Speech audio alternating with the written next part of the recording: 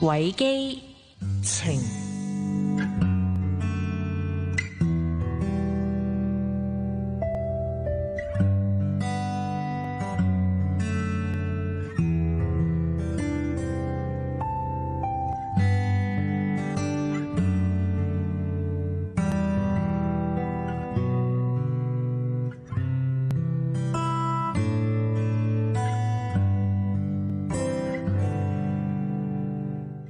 唔知道從咩時候開始，我聽到練習呢兩個字，就會產生咗一種莫名其妙嘅恐懼兼且抗拒。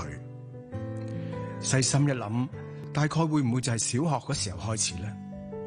每一次老師一講到話，嗱，你要翻屋企做好啲練習題啊，懶惰嘅自己，再加上要動腦筋，又要做功課，對於我嚟講，真係一個難題，難到一個地步咧，就係最後放棄自己，放棄做練習，連練習簿打開第一頁都難於做。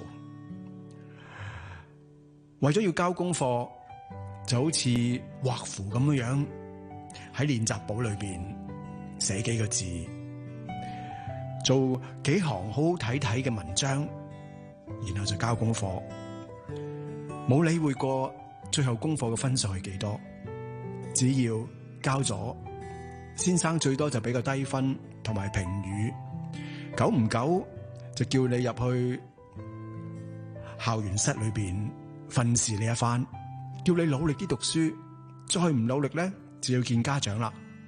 類似呢啲嘅說話，類似呢啲嘅教訓已經好多次啦。練習對於自己嚟講，已經係一個厭倦嘅態度。人慢慢成長，唔用練習咧去面對要學習新嘅事情，反而更加積極，用一種態度。呢種態度就係，如果我唔學嘅話，根本就搵唔到自己需要喺生活上面要擁有嘅一啲時間、金錢。你需要好自由咁樣享受嘅話，你就必須要喺經濟上面有獨立。所以唔用練習啦，去用學習嚟形容我一路以嚟行嘅路程。要練習一樣嘢，其實要付出勇氣真係幾大。工作可以訓練自己慢慢一步一步咁進步，但係愛情你就覺得原來要一步一步咁行落去嘅話，唔代表嗰個結果係正面嘅。好多時候以為只要行多一步嘅話，人同人之間嘅關係就會更加好，行多一步嘅話，感情就一定有進展。未必。原來喺愛嘅世界裏邊，唔係你肯去行一步，你肯去跨出一步，就會有正面嘅成果。最後喺無數咁多次嘅戀愛裏邊，學習咗兩個字：練習。